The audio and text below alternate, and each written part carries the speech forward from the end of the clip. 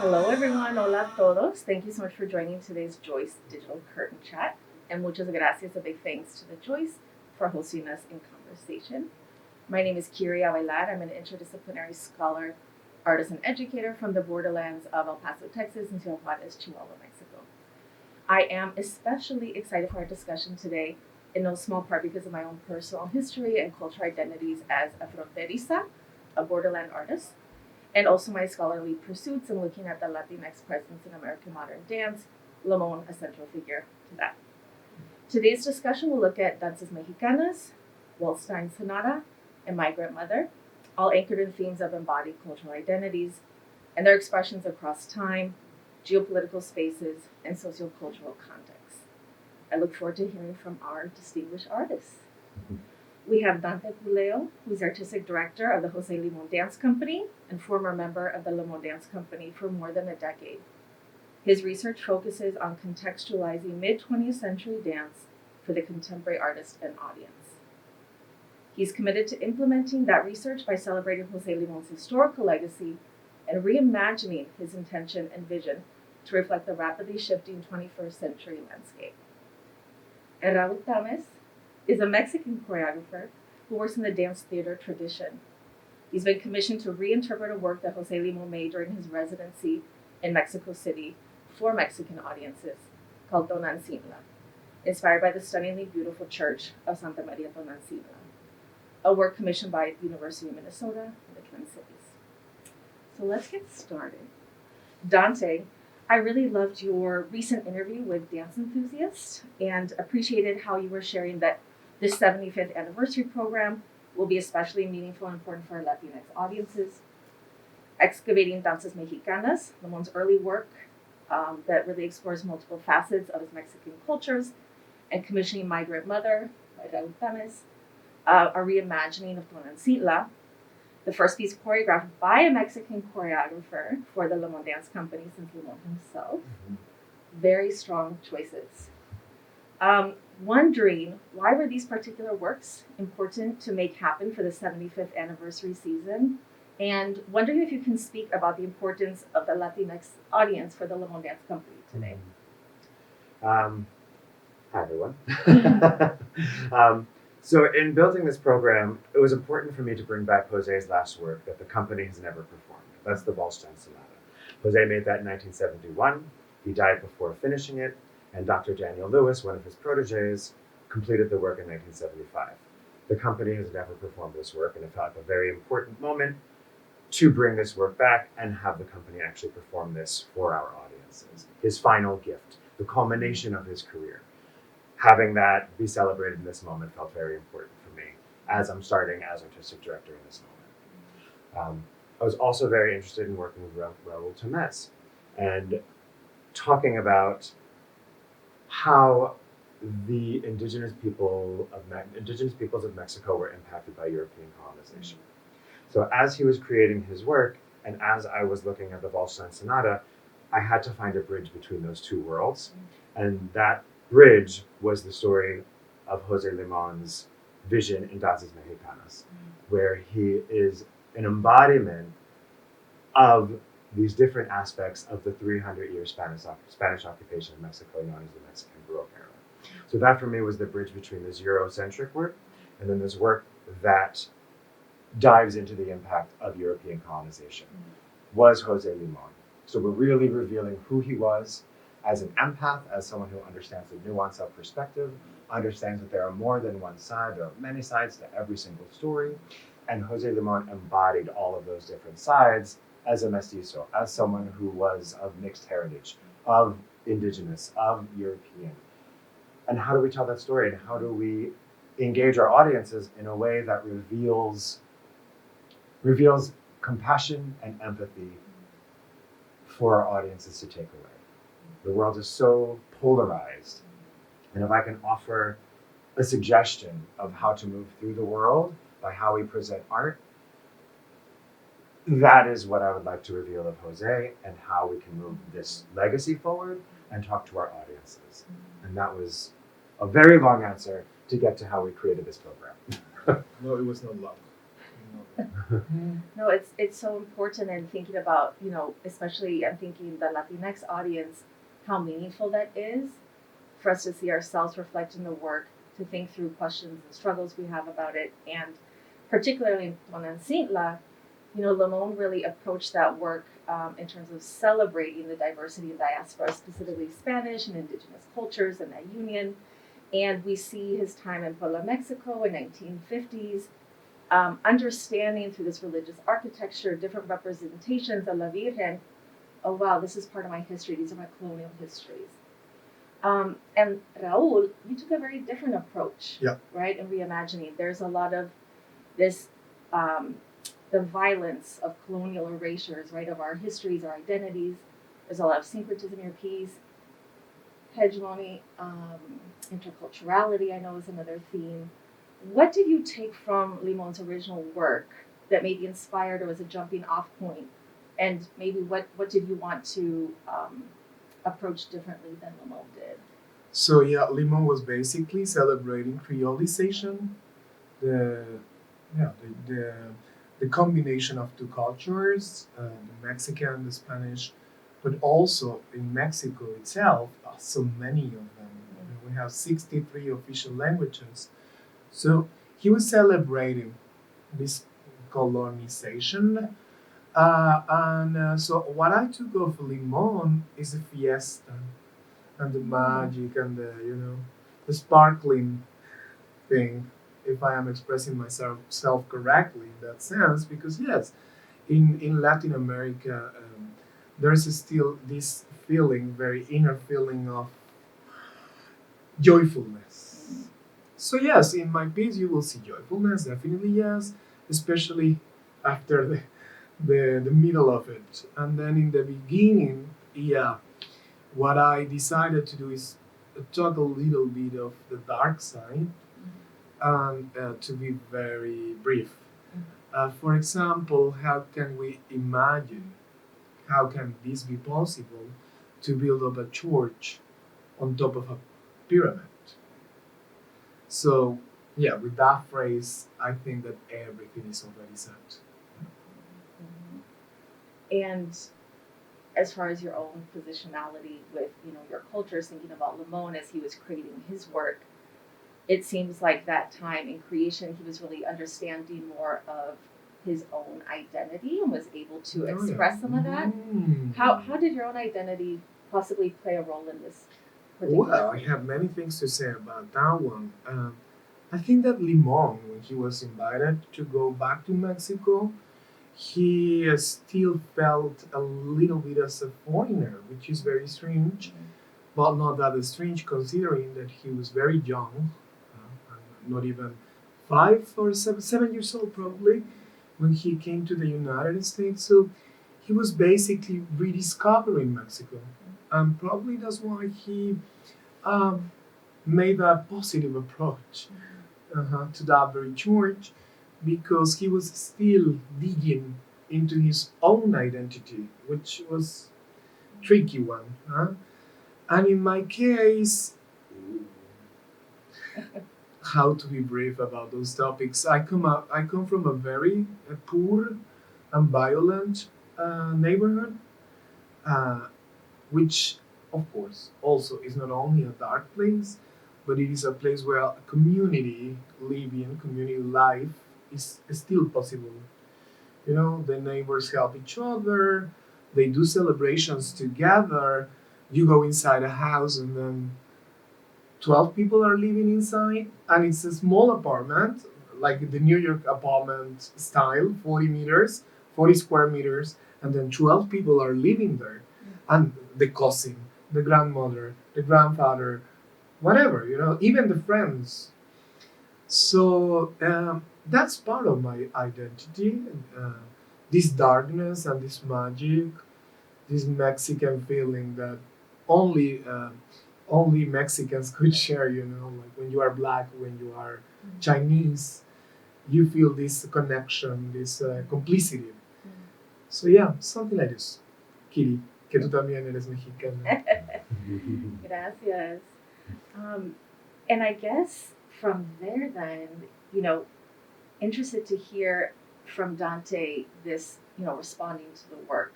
We see Limon's original works, hearing your approach, Raúl, of it, and responding to Tonantzintla and these ideas of identity and your place. And Dante, and a lot of your research about contextualizing these pieces for today's audience. What do you feel have been the outcomes or like the fruition of your approach in like the creation, the curation, the research for the Limón Dance Company? I think it's the conversations that got started. It could have been very easy for me to come into this place and revive the works and put them on stage and keep it in this proscenium approach of these are the works, this is what you're going to see, and this is what you're going to digest. I think especially after the past 2 years, conversations about race and heritage and how we as artists play a role in what is presented and what the conversations are around that. I think our humanistic approach to movement and theater is vital to either start or be engaged in what that conversation looks like moving forward. So our company had to face some real questions about who they were, who they are, how they operate in the world through this creative process. And it was challenging. It was really challenging to face some of those things. And there were a lot of emotional hurdles we as a company, we as individuals had to go through to get to the other side of the art that we're making. So I think the takeaway from this for my company, for the dancers in the company, is a recognition as to their place in society. And we have a very diverse company, so many different perspectives, so many different ages and races and gender identification. And each one has a very specific path that they have led in their life that has led us here to this moment. So each person has so much to say. And now that we're giving them more to talk about, they have so much more to say, not only within this community, but how they respond in the larger sense of the world, in the dance world, in their normal everyday life that doesn't necessarily involve this company. And I think that is the growth that has started because of this process. That's so exciting. I would love to hear a little bit more about the research process for you, Dante, as you reconstructed Danzas Mexicanas, and Raúl, your research process for Tonantzintla, which I know is also very extensive. Yeah, fruitful. Yeah. For Danzas Mexicanas, it's almost completely lost, except for about 2 minutes of footage that I found at the library. And then in his personal journal, Libro de Ideas, that I found, he writes down each of these different solos. And he's like, hands to the left, knees to the right, slow count. So I just began physicalizing what those words had said. And then I went to the company with my physical research, taught them what I absorbed from this. And then we started to play with the material. The dancers had an opportunity to also review what he wrote. We looked at videos of other works because you can see like little threads of, like this, like tapping of the feet you see in the video, which you also see in 1970 and another, in other works that he made. So you see the arc of his own personal research that there was a thread of similar vocabulary that was continued to be used. So I was able to harvest some of his other works where I saw these archetypes reveal themselves throughout his work. So Danzas Mexicanas was really like this anchor that he grew from.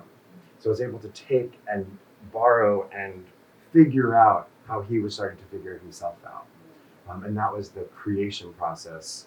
And then once the company had it, then we were playing with the music and the facings and projections and live music, just playing with all these different aspects of it to really bring it to life and have it make sense to our audiences and our artists in this moment. Awesome. Yeah, it was wild and super cool. I can't wait for the world to see it. Yes. What about you, Raúl? So not only did I want to talk about Puebla, but also to cover a little bit the big aspect of the country. So I went to the places where the folk dances are being part of the rituals and the daily life, which is something that is not happening in the Western cultures. I mean, yes, maybe if you see some hip hop dancers or if you see some break dancers, And yes, they make it part of, or Vogue, like in New York, but somehow we are getting very far away from our bodies, little by little, and somehow the system, whichever that means, is interested in us taking distance from our bodies. So what I discovered in those places, which were indigenous places, is that they are still very much in contact with the movement, with the ritualization, with liminal places. And in that sense, I learned the deer dance, la danza del venado. I learned the feather dance, la danza de la pluma in Oaxaca. And I am still a bit scared because this piece should be an honor, an homage to those very dances. Never an appropriation or a bad appropriation. Never, calling myself someone who, yeah. So that's it. I try to be very careful. And just to conclude, also I research a lot about the aspect of migration from Mexico to the United States, to documentaries, but also by talking to people. Something very interesting. The last time I was here, I was in a hotel in the Bronx. You're right. And I don't know why I was in the Bronx. Somehow, you know. And I took that opportunity to go every single night, and spent hours talking to our Mexican community as a sociologist that I am, because I am also a sociologist. And I found a lot of interesting stuff for my piece thanks to that. So in conversation, plática. In Plática, see, how do you come here? Where is your family? For how long have you been working? Do you have documents? Are you illegal? We need to remember that, especially in New York, but not to talk about the States, that a very big percent of the people that are working in the services, waiter, whatever, are Mexican. And those ones are generating an economy in this very country. Yes, most definitely. And, speaking about your time in New York City, specifically studying this work on the loan, I would love to hear a little bit more. Dante was starting to talk about this as far as some of the outcomes of the research with the dancers and kind of more skill sets and thoughtfulness that has come from it. The process, specifically Migrant Mother, to explore such intense, real themes with a company, an American-based company, these American dancers. Open to either one of you just to hear a little bit about some of that process.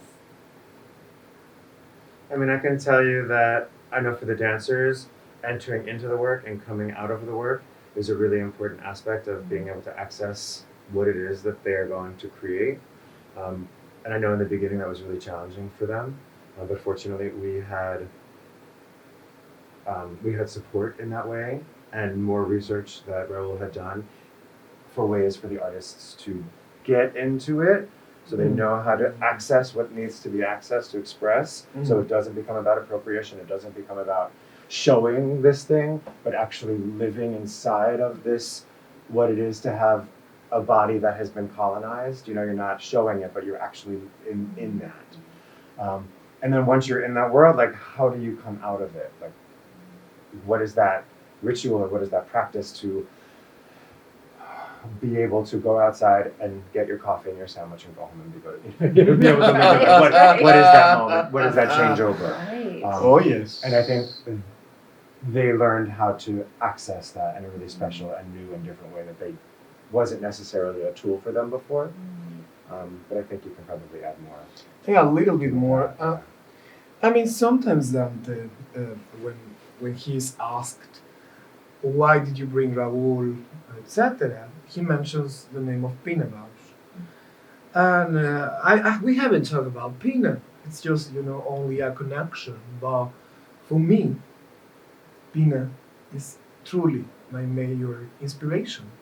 And not only Pina, many of them. the physical theater tradition. We could mention curios, but also the ones that were in the European West, Eastern places, como like Tadeusz Kantor, Antonin Artaud, Grotowski, etc. So yes, I work with the dance theater tradition. Yes, I am interested in expressionism, and I am interested in emotionality, which somehow in the 80s and 90s was a bit penalized. And I don't know why. They wanted a neutral body, the face without expression. I mean, it served the purpose of relaxing the body and being like an empty canvas. That was a little bit the purpose. But they remove emotions from the dance interpretation. So my duty in this world is to bring emotions back and to tailor them and to equalize them in this new era, because an artist should be definitely a box of emotions and should be capable of getting you inside. And if dancers are artists, it just makes sense. We are not only executioners. We don't, like you executed an instrument. We are interpreters. We are a box of emotions, and people need to feel them. Yes, no, absolutely. I think you're bringing up the humanistic, the relationship, and thinking about Limón and how this like sense of belonging seemed to be so important for him, which is different than inclusion, right? Sense of belonging. And hearing about your particular research process, what that meant to rehearsal, and for Danzas Mexicanas too, wondering if there was any similarity to Waldstein Sonata and that research process, setting the work on the company. It's Beethoven, right? No. Beethoven, yeah. We need to talk about Beethoven. Well, it's interesting because as I was unfamiliar with the Waldstein Sonata. I'd seen it on a video, but I'd never seen it live. And so congruently, he was working, I was working on Danzas Mexicanas, so all of these things were sort of happening at the same time, a week here, just the way it overlaps. And then I finally got to sit back and actually watch the Waldstein. And again, there were like all of these little themes that I saw that lived inside of Danzas Mexicanas without even purposely drawing from that work. And then I'm watching Migrant Mother, and again, there's like these moments of shapes or formations that were really similar that you see inside Waldstein. So it's like wild, the amount of unintentional overlap that happened, which to me represents, and we've talked about this kind of thing, like the magic that gets created and the synergy, the creative synergy that happens, that these things start to find a home and a thread together. So watching Waldstein come to life, there was just like these automatic, like, oh my gosh, yes, you see that here, and oh, I understand that now, and oh, that's how that led to this, and yeah, it seemed to be a really beautiful marriage between the three works.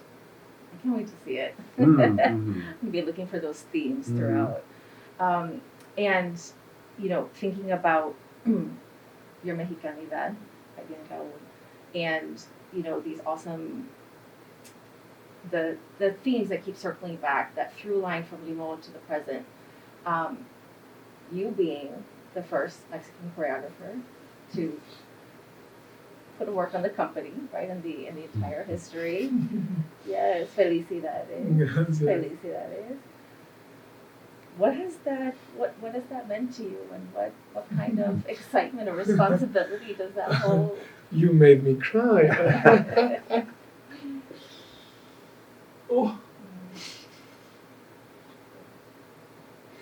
Yeah, just talking about scenery and how very strangely when I see the Limón pieces, the Limón company, the Limón Dance Company pieces, I appreciate so many coincidences, so many of them. That is so strange. I think that I cannot say that the universe is perfect. The universe is not perfect, but certainly when you find, because it's your own work, your right synergy, your right, then everything makes sense, and I am absolutely sure that it just makes sense this time, this moment, this year. Yeah, I feel it. Like if Jose was present, something like that. Yeah, Presente. presente. And Dante, why did it make sense to you? It's so amazing, this platform that you have, this vision. Why now? Why 2022? And what are you looking forward to? Yeah, it felt like the most important moment to do something like this. In Jose's early research of what his trajectory was going to be, what he was going to say, how he was going to say it, started with his heritage. He dove into that first. That was his point of departure. So, as a new director and as someone to authentically carry this forward, I felt like I had to start where he started in order to just like walk in his footsteps or walk through his process, so then I can walk through a similar process behind or with or alongside, whatever that looks like, with his investigation, with my investigation, so I can move the legacy forward as he was creating his legacy. So if we were going to dive into his heritage and what that meant to him and how he was going to create from that starting point, then that's the conversation I had to have with what was going to be put on stage. And then, that was in my mind. I didn't know how to go about it. I didn't know. It was just a question I put out to the universe. And then it was answered when I was introduced to Raúl. A longtime friend, was in Slovenia and had met Raúl. This person reached out to me out of nowhere. I didn't even talk to this person. And she was like, I met this person. I think you should look at their work. And I think you should just have take a moment of consideration. And I watched the work, and it was to Beethoven's Ninth, which is another overlap, which is Another one. yeah. And I'm watching it, and it was like, oh my gosh, there's a Pina Bausch flavor to it that I'm very, very appreciative of that work, and I'm a very big fan. So to see that, and then also see like these Limón influences about understanding moving large bodies in space and how to understand and create architecture, it's a big responsibility to have someone come in and create a work on this company, because they are standing up against works that have been alive for 75 years. And there's a reason, because they resonate with purpose. There is clear craft and structure. So who we bring in to complement or add or be in conversation with, there has to be a very high level of understanding of space and intentionality. And I saw that in his work. I was like, okay, these two artists can be in conversation with one another. And I'm very thankful that I was made that introduction was made, and then we had the process we had to bring us to this moment. And on that note, I think we can end. So beautifully said. Thank you both for being in conversation. En Plática today. You talked about that in the beginning, Dante. It's about the conversations first, the Plática. And thank you to everybody for tuning in this day, this morning, this evening. And we hope that you enjoy the program.